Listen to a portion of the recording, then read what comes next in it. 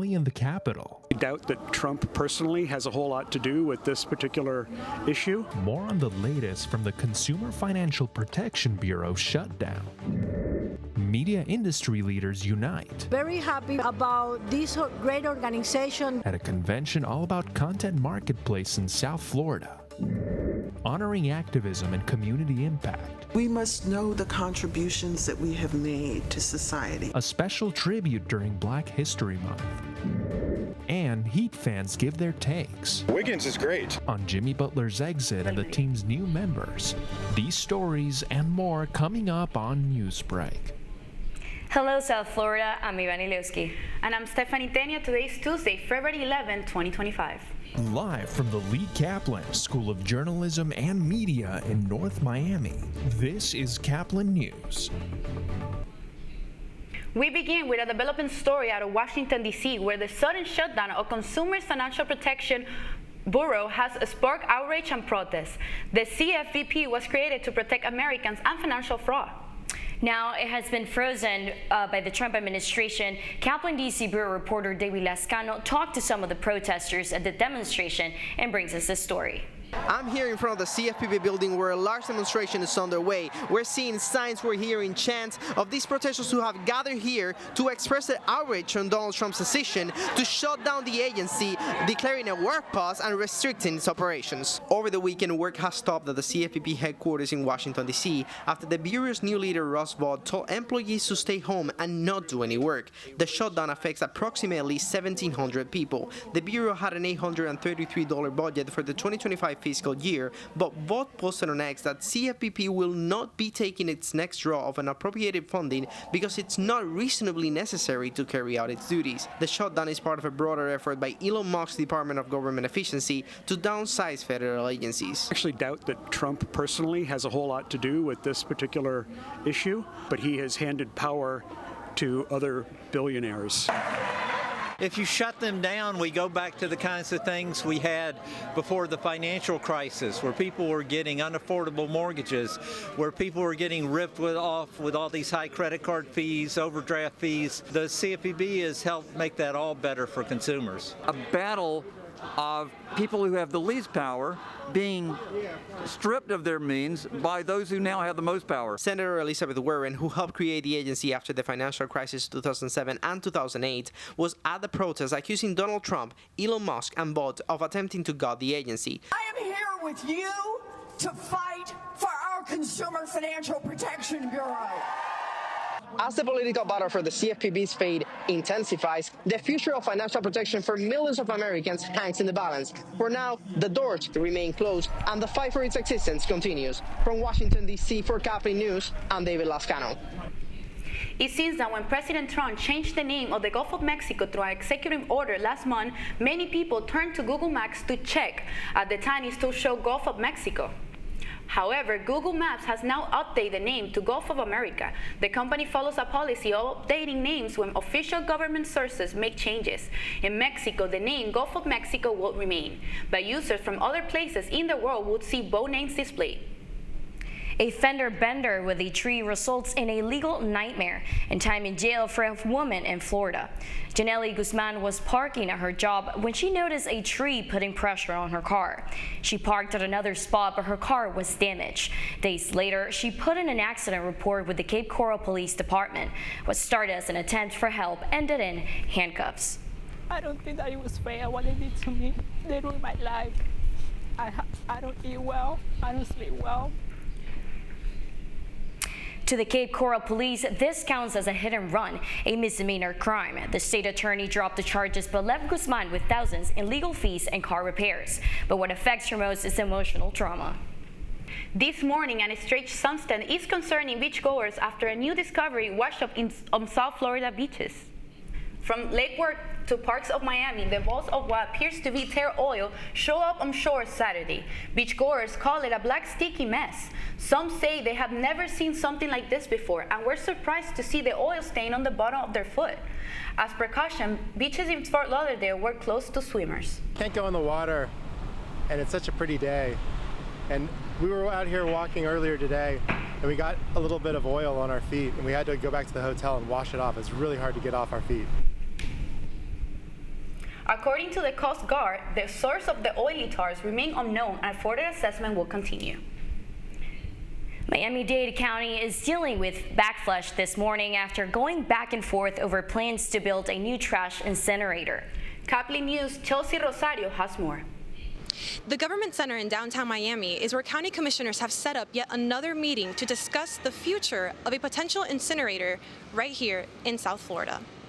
It's been 2 years since the fire that destroyed the county's original incinerator in Doral, setting ablaze not only the facility, but the resolve of those who oppose it. Not in our backyard, is what South Florida residents are saying in response to the county's plans to possibly rebuild the site. This meeting was part of an ongoing workshop originally held late last month to explore waste management alternatives, and this time, the public was allowed to voice their concerns. These people, a lot of these folks are suffering from huge health issues. If you put an incinerator in our backyard, it would increase our health risk. In a recent memo released by Miami-Dade Mayor Daniela Levine Cava, she backtracked and urged commissioners to drop the incinerator option and instead continue to long-haul waste due to financial concerns. We explored composting, we improved our recycling, we're exploring all different kinds of technologies. So it's not a one-size-fits-all, it's a comprehensive strategy. That's why I wanted a waste campus. So we will continue to explore all of those alternative technologies, and of course, new things will be emerging, and we'll be in a position to take advantage of those as well. Commissioner Regalado, who originally called for this meeting, has advocated for multiple waste management strategies at the same time. So I think today there was an understanding that we need a portfolio, that we need tools, that those tools are going to give us options, and that we cannot rely on one methodology for trash. Commissioners will also be considering a proposal that states that if an incinerator is built, it must be outside of the city of Doral, the town of Medellín, and Northwest 58th Street. And after months of controversies and delayed votes, the final vote on the garbage incinerator has once again been pushed back, this time till February 19th. In downtown Miami, Chelsea Rosario reporting for Caplin News. 2 American tourists in the Bahamas were involved in a shark attack over the weekend. Bahamas police said the incident occurred when 2 women were swimming in Bimini Bay on Friday. Both were airlifted to a hospital to treat the injuries, with one of the women's wounds described as serious condition. According to the Florida's Museum International Shark Attack file, it's rare for shark attacks to happen in the Bahamas. Authorities are currently investigating in Bimini. An annual TV convention returns to South Florida, where streaming and cable networks compete and come together to collaborate with new ideas for the media industry. Caplin News reporter Daniela Zulueta has more on the event from downtown Miami. The annual TV convention, known as NAPI, is back in Miami for its 60th year. The National Association of Television Program Executives is a 3-day conference, and their mission is to deliver a world-class international content marketplace for its independent distributors, producers, and key buyers from leading networks and studios. Comedian Jeff Batts, host and producer of Comic Invasion, attended the convention to find a home for his show. I was just doing stand-up with guys, and we're traveling, and America's a weird place. People take pride in strange things. Like one of the places we went to, they had a whole shrine to the gallows where they had the last public execution of a bootlegger back in the day. And that's the big deal. You know, people pull off the interstate to go to this town. Worldwide Audiovisual Women Association, a nonprofit organization, connect women in the audiovisual industry. We are very happy about this great organization that grows every single day, because when we started in 2017, we never thought that, in our vision, of course, that we always want more and more. But the truth is that we realize what we put in the vision and the mission. Industry leaders such as Kelly Day, VP of Amazon Prime, and #1 best-selling author Tony Robbins, and TV producer Chris Abrego gave their insight in the media crossover from TV to streaming networks and their experiences in the industry. And the ever-changing landscape of television, the shows that you might see here today might be coming soon to your mobile devices and desktop. In downtown Miami, for Caplin News, I'm Daniela Zuleta. We are a week and a half into Black History Month this morning, and today we take a look at the legacy of Harriet and Harry Moore. Caplin News reporter Don Booth was in attendance during an event to honor their memory.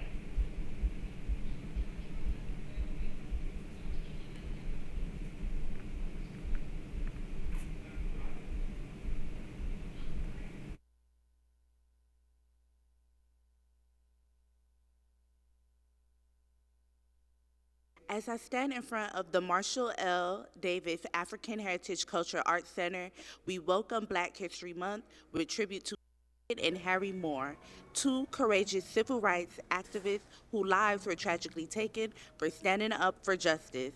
Today, we honor their legacy with a preview of the film, The Price for Freedom, starring Mario Van Peebles, along with expert insights, powerful performances, and an art gallery tribute.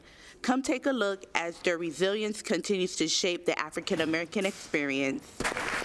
At the Marshall L. Davis Cultural Arts Center, history came alive as students from across Miami-Dade gathered to honor the legacy of two fearless civil rights pioneers, Harriet and Harry T. Moore. The stories that we need to save most are the ones in which blood was shed for the sake of advancement for Black people. And that's what happened. Every time I go to a grave, including the Moores, I want to cry, but I don't. So sadness, respect, appreciation, and the will to make sure that the stories remain alive. Harriet and Harry Moore dedicated their lives to the struggles for equality in the segregated South. As educators and activists, they fought against racial injustice, challenging voter suppression, and advocating for the rights of Black Americans. Their bravery came at a tragic cost. On Christmas night in 1951, their home was bombed by white supremacists, ending their lives but igniting a movement.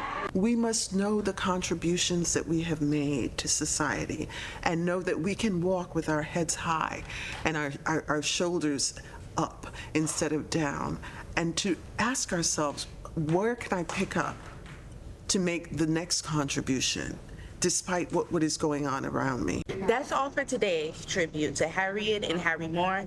Their legacy reminds us of the ongoing fight for justice and the strength of those who paved the way. Thank you for joining me. I'm Dawn Booth for Caplin News. The Miami Heat look to veer their Eastern rivals, the Boston Celtics, with a new roster. That's still ahead, and so is the story. Still processing it. I'm still processing. Super Bowl MVP Jalen Hurts takes a trip to the magical world of Disney. Newsbreak will be back in a minute.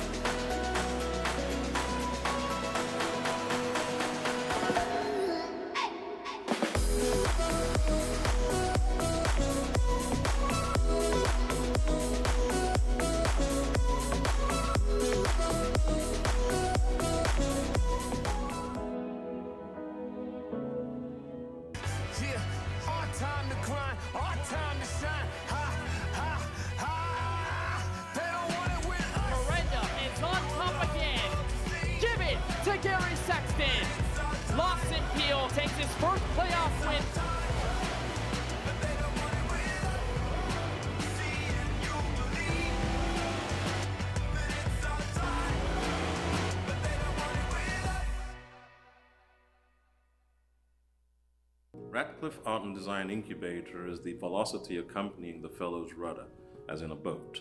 Unless there is movement or action, the planned direction is of little consequence. We encourage the creative ideas into action, and from the experience of doing, we critically assess the feedback, adjust, and set out to rediscover the potentialities of an entrepreneurial mindset.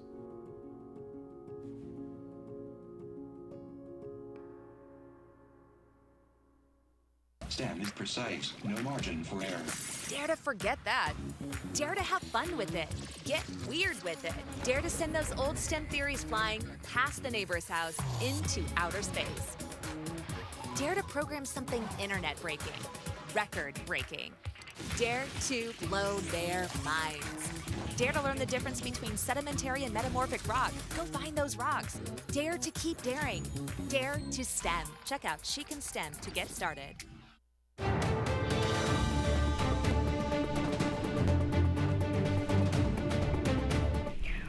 to the Disney World after winning the Super Bowl has been a staple in American culture, and the MVP, Jalen Hurts, carries it on. Disney hosts the celebration of a lifetime for the Philadelphia Eagles and their quarterback, Jalen Hurts. Hurts is still soaking in the moment. He reflects on his journey from setback to triumphs and what it means to bring another championship home. Still processing it. I'm still processing it. I don't know if there's an expected feeling you're supposed to feel. I just think about all the work and all the effort and all the time, all the blood, sweat, and tears that have been put in over the course of my career. And all of the lessons learned through the ups and the downs. And so it's something, something that I appreciate a ton. I give a ton of gratitude to everything I've had to endure. And also give a ton of gratitude to my teammates, my family, and all the support. As he takes in the celebration, Hurts embraced the moment, enjoying delicious food, thrilling rides, and an unwavering support of passionate fans. Last night, the Miami Heat played their first home game since trading Jimmy Butler. Caplin News reporter Jose Rodriguez spoke with fans about their reactions to the trade and their thoughts on the new roster. The Miami Heat are back at the Kaseya Center for the first time since trading Jimmy Butler, and the roster has a whole new look. Is this a fresh start or a step back? Today, we'll find out how fans truly feel about this new team.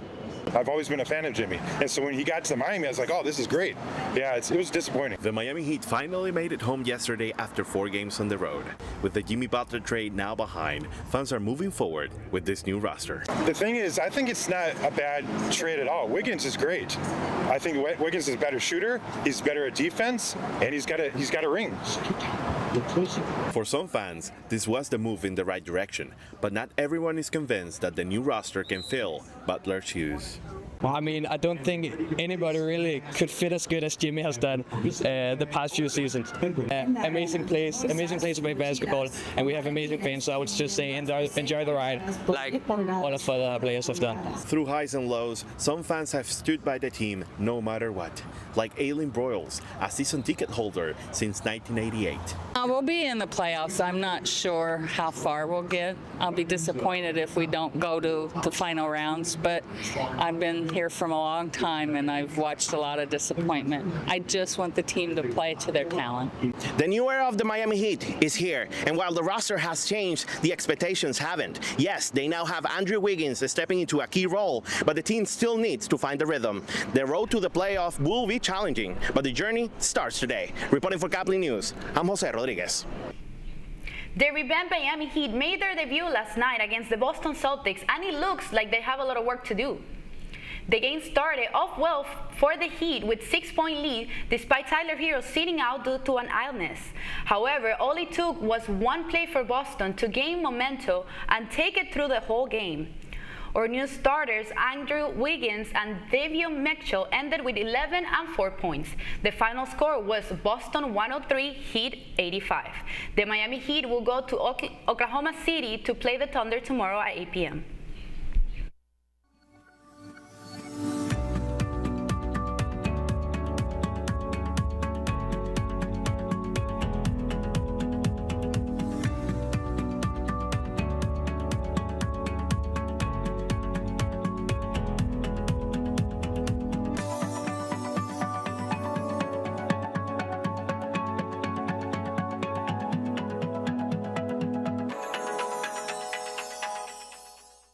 See us dream. See us remember. See us protest. You matter. Your feelings matter. Your identity matters. Everything about who you are matters. See us fight back. See us rebuild. See us shatter stereotypes. See us inspire. See us united. See us now. There are 16 million children struggling with hunger in America. That's 1 in 5 daughters, sons, neighbors, and classmates who don't know where their next meal is coming from. Yet billions of pounds of good food go to waste every year. It's time we do something about it. Feeding America is a nationwide network of food banks that helps provide meals to millions of kids and families in need. Visit feedingamerica.org to help them feed even more. Together, we can solve hunger. Together, we're feeding America.